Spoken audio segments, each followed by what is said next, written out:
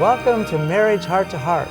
We're Tom and Alane Waters with Restoration International, and we're excited to be together to share another program on the principles that can make your marriage heart to heart.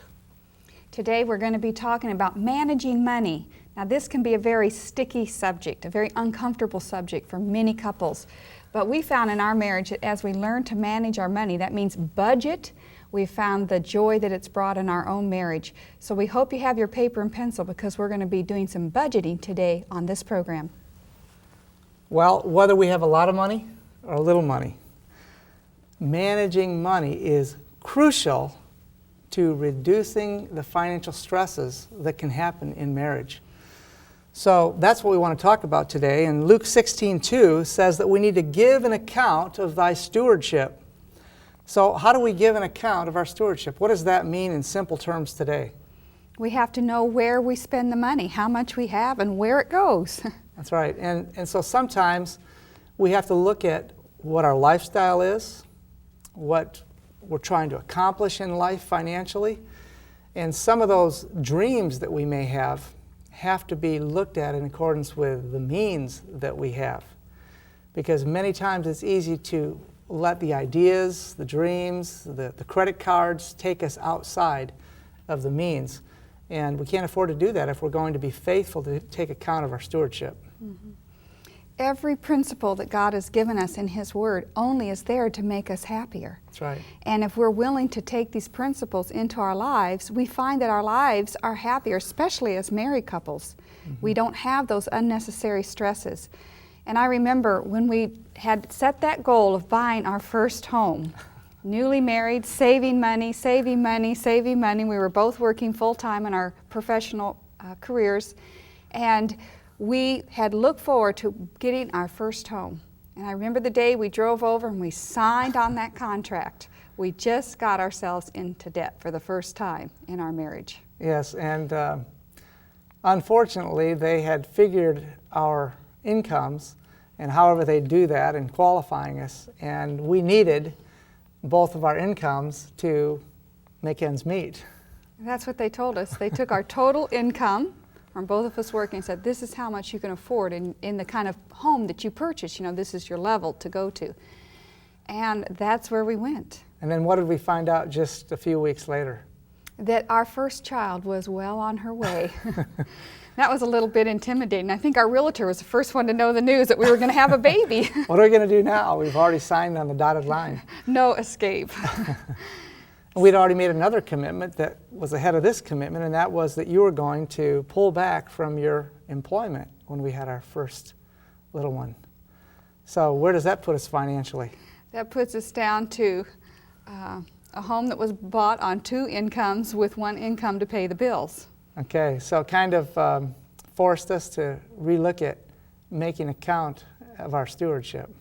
It did, because we thought we were pretty careful, and we were good savers to get our down payment for that first home, but it was quite a struggle at the beginning to have that mortgage payment and only have one full-time income. That's right. It also brought us into a temptation to kind of look at whether we wanted to continue to put God first in everything. Mm-hmm. Now, there was no question that we would continue to pay our tithe, but you remember the little bit of struggle we went through, whether we were going to continue to give our offerings on the same commitment that we'd given to the Lord.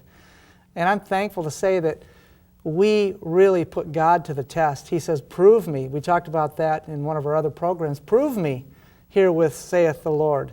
And we did prove Him because we believe that He had shown us over and over that if we trust Him, He will make things work together for good. So we did not go back on our commitment to the Lord. And that's been over 25 years, and we're thankful for that. And He's never let us down. That's right. And that's been an encouragement to me. But, you know, we had our second child, and that only adds more expenses. Your life doesn't get less expensive to live. Every day that, you know, the economy increases, you know, it's just inflation is there. And so when you add children, your life becomes more financially complicated. That's right. Well, about that time, you probably remember that this big financial investment counselor came to the hospital, and we had a big leadership meeting. All the leadership personnel in the hospital came together, and we had this seminar on investing and annuities. And each of the leadership people had the opportunity to meet with this counselor personally. Well, we had our meeting together, and you'll remember me coming home that day. This man said to me, "You need to be able to save at least $25 every pay period." And I said, "Listen, you don't understand our circumstances. I mean, and I shared a little bit with him of our circumstances. I said, we're good money managers, but we can't afford to save even $25. That's how tight we are, running our budget." Pay period to pay period. That's right. And I didn't really like what he said to me, but he turned to me and he said, "If you can't save $25 a pay period, then you have a serious problem." Now, I felt this self coming up inside of me. I didn't respond to him then. I didn't understand some of the things we certainly understand today. But do you remember when I came home and shared that with you? Yeah, I had some of that same self-reaction in me because for the most part I was managing the money in the home. That's right. You bring your paycheck home, and I worked, on a very part-time basis, but my income was very insignificant according to our living demands on us. And so when you said that to me that night, I thought, he doesn't know. We bought this home when we had 2 full-time incomes, and I'm hardly even working a day a week. So you didn't like it either, did you? I didn't like it. Neither one of us liked it. But it kind of challenged us in a way. Mm-hmm. And so we went back, we re-looked at our financial situation, and we really couldn't see how we could do it. But here's the reason we use this illustration. We started looking closer, and we started taking account of the money, taking account of our stewardship. And we challenged ourselves that we were going to save $25 every pay period. And that proved to be a huge blessing to us when we moved to our country home in Montana. Yeah, it provided us the means to live when we made that transition, because you went from full-time employment in a leadership position in the hospital to getting a commission only in your real estate practice, which the first year was extremely meager. That's right. Way below poverty rates in the That's country. right. And so we lived on that savings because we're willing to be challenged that way. And what you hear today may step on your toes. You may feel challenged. It may make you uncomfortable. It may even want to make the me in you rise up. But we only share with you what we have challenged and been challenged with ourselves. And you will see that somewhere down the road, it will be a blessing to you if you will, in your managing of your money, have a little savings, because no one knows what is ahead and what your circumstances may mean. And I think that the part that was so meaningful for us, especially as we looked back at it, is that when we take that $25, it seems insignificant. Even back then, over 20 years ago, it seemed insignificant. Mm-hmm. We take that $25, and if we hadn't just had the money taken out of our paycheck, we never saw it. In reality, we never missed it. Mm-hmm. And what that said to us, and I think what it says to you, is that if we will have a simple savings program, that we won't really miss that money. And a lot of times people spend more than that in 2 weeks, and they can't even account for where it went, just nickel and diming it here and there. So make the commitment to tighten the belt on things. Look at your lifestyle, evaluate your spending, look at your dreams, and really ask the question, am I living within my means, or am I forcing myself into a position where I have to make more money and feel the pressure? And so for us, we began to actually make a budget, because we knew we had this much coming in, and we had to look at how those dollars were going to be spent. Where are they going to go, to make sure we had enough to cover our bills. And we sat down with a paper and pencil very early on, and we started penciling it out. Okay, we have our tithe, our first for the Lord, we have our offering, and we have our mortgage payment. And we put that down on paper. Sort of absolutes. Absolutes. You know, and this sounds maybe a little bit simplistic to you, but we have found over and over again as we have talked to so many couples that many times if the money is there, the money just goes away. I know I talked to one man, and he was just bemoaning the fact that if he could make $50,000 a year, this was back when I was in my real estate practice, and he said, if I could just make $50,000 a year, then I could really get by in life. And I knew the way that he was spending money and the philosophy that he had, that even though making $50,000 at that time for him would be increasing his income considerably, that the reality of it was that it wouldn't change the fact that he'd still be running out of money. And within a couple of years, he was making that more than $50,000, and none of his circumstances had changed. None of his spending habits had changed, and his family was still in the same financial difficulties. So the issue here is not how much money we have, it's how we manage and how we take account of that money. So as simplistic as it may sound, to sit down with a piece of paper and start writing down, you will be surprised when you write down all the known monthly expenses. You take that net that you have after taxes, you put that at the top of your paper, and then you begin to write down all the known expenses and really dig into it. Dig them all out, go to all your resources, and they're going to be surprised at what they come up with as the bottom line. The blessing of this and how it worked in our marriage is that once we did that, we said, oh, this is how much money we really have to work with. This has to include our savings. This has to include our unexpected, necessary expenses, some of those unknown things. And so now you have a different picture. We got a totally different picture in our minds about what we had to really work with. And that's one of the blessings that sitting down with that piece of paper, or you can do it on your computer with a spreadsheet, but to come up with a bottom line. That's right. So maybe we should talk about those known expenses, because in talking with many couples who have had financial stress in their marriage, they don't even know what those real known expenses are. That's right. They don't take account of them because they don't necessarily show up every month. So maybe we should identify these known expenses. Right. That's good. Well, we talked about the tithe, the offerings, the mortgage, the car payment, the insurance. These are things that are known expenses, but let's take the car insurance, for example. For us, and I don't know how it is for you, but our car insurance comes due every 6 months. So what are we going to do? One of the problems that people run into, and we used to run into this problem, is we think about our paycheck, or we think about the net that we have to work with. And so here we are in Walmart or some store, and we see something that, wow, this is really great. I need this. And what can happen is we can look at our checkbook, or we can look at how much money we have presently with us. We can end up buying that. Maybe it's a camping tent, or it's a new exercise treadmill or something like that. We've got the money for it, but because we haven't taken account, we haven't looked at the fact that that 6 months insurance bill needs to be reconciled and accounted for every month. So a piece of that is coming out every month.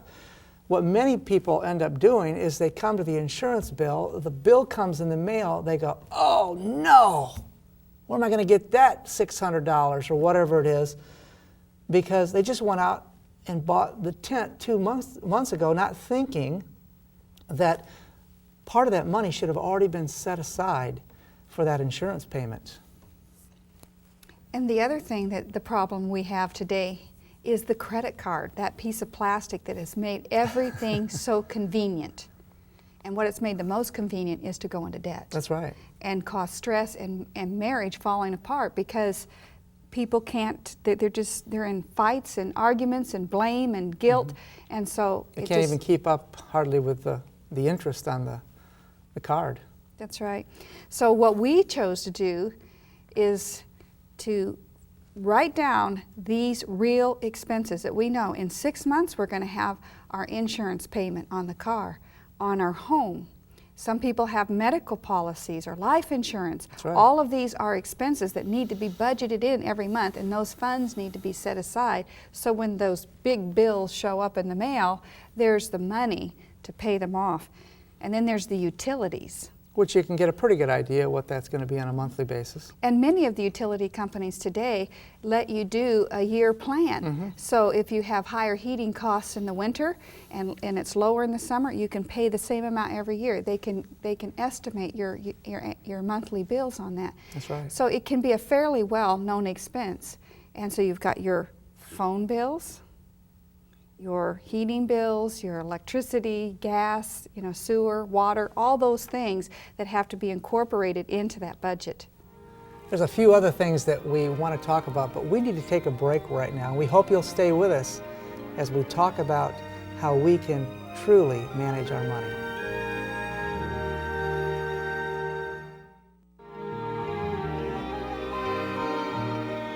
Welcome back. We're talking about how we can really manage our financial responsibilities.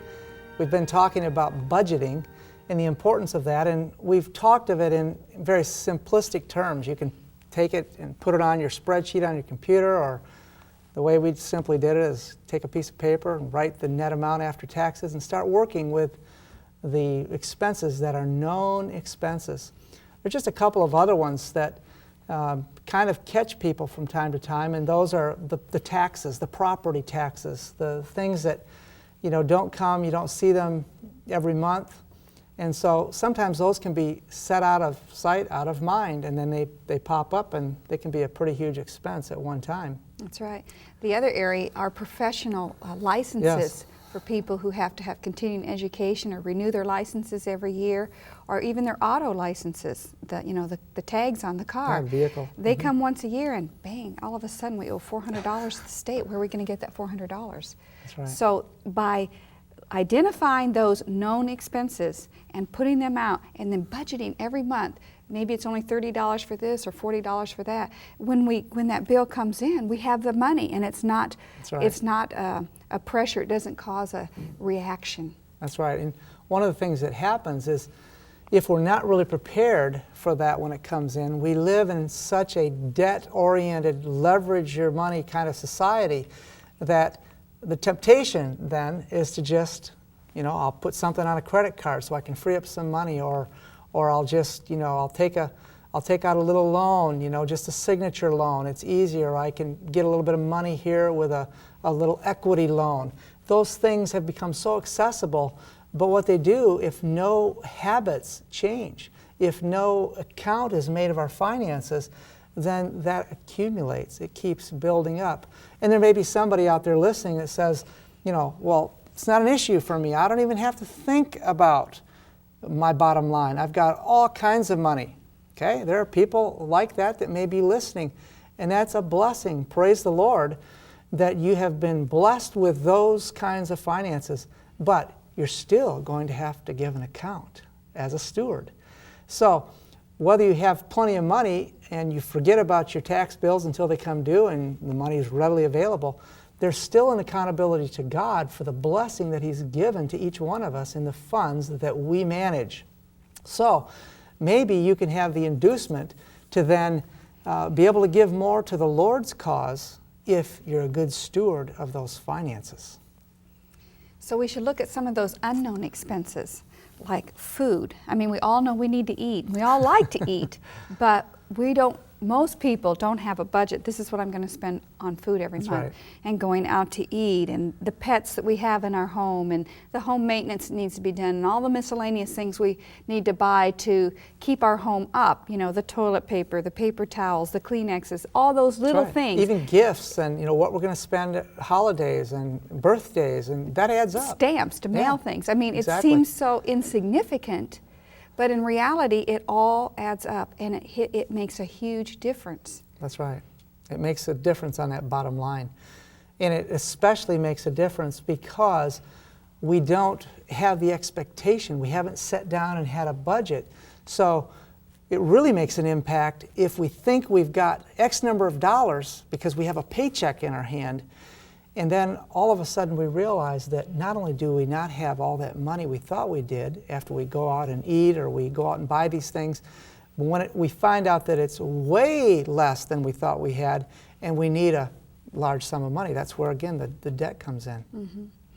So we need to take these undefined areas, the undefined amounts, and after having put our net amount at the top of our budget, what we need to do next, after we've identified and put in the known expenses, we need to see how much money is left and then divide it in these areas that are very real that we need from day to day to keep living, and determine how much we're going to spend in those areas. That's and right. This has been a tremendous help to us. I mean, there was a time we lived on $300 a month, and that was in the 80s. So that's not a lot of money, and it can be done. You know, That was our transition time from our suburban lifestyle because we wanted to stay out of debt. That's right. That was something we agreed on, you know. When we talked in the previous program about agreeing together, That's right. that was one thing. We wanted to be out of debt. We didn't want that financial pressure on us. So we were able to make that transition without the debt. We never would have been able to do that, though, if we had not agreed to be accountable with our finances and have a budget. Mm-hmm.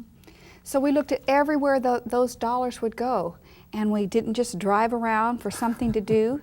We only used the car if we had to go somewhere. Yes. And you know, we were out in the country, and I'd walk to the mailbox a mile away instead of driving to the mailbox. Great exercise. Yeah, it was good. And you know, we wouldn't necessarily pick up our mail every day. I mean, these were areas that we addressed because we knew that we didn't have those resources, and we didn't want to go into debt. It was a blessing too because we began buying bulk foods. You know, we started buying things in, you know, a 50-pound bag or a 25-pound bag, and it was a huge savings. Mm-hmm. And those kind of things. And we knew when we went, you know, we'd go to the grocery store or when we go to shop for something, we had an idea of exactly how much money we had to work with.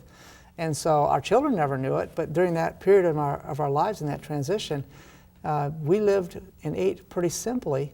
You bought the vegetables and the fruits that were on sale, not just what our taste liked. And so it was a good discipline for us, and it's really proved to be a blessing. That's right. And cooking from scratch, that made a huge difference because of that bulk buying. I mean, you can eat pretty cheap if you know, heat a pot of beans. That's right. Don't buy the beans already done in a can. Buy them dry and cook them and then eat them.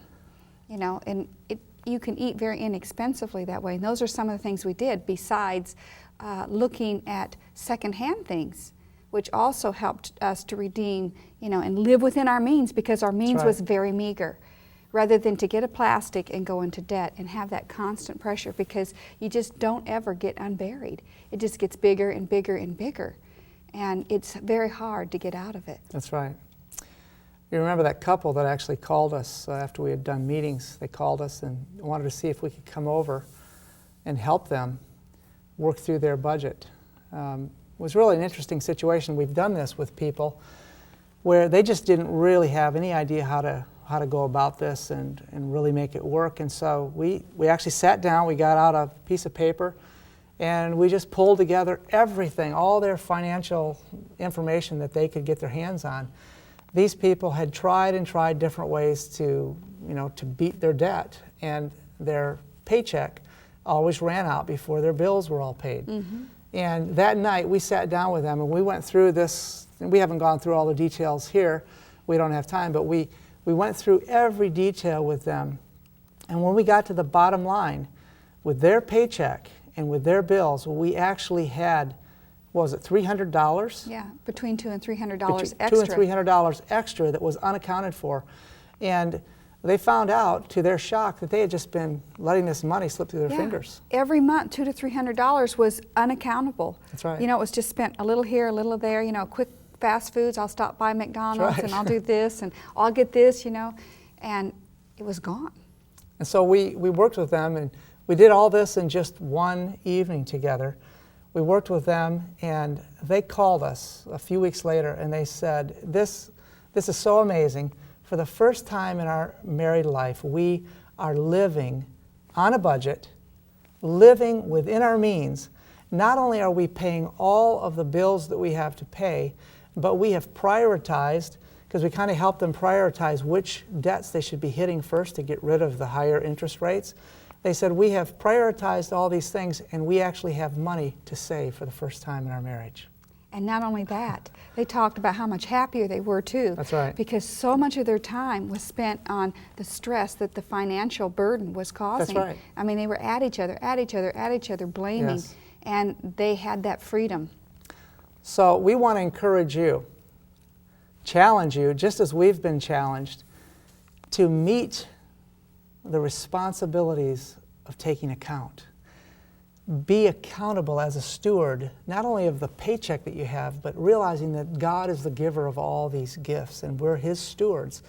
So we want to encourage you to take account of your finances, have a realistic budget that includes everything, know what your means is and know what your spending is, and encourage you to live within your means and then begin to work diligently to reduce the debt. And we can't do any of this apart from the Lord. So I'd like to just close in prayer. Honey, do you want to pray? Sure.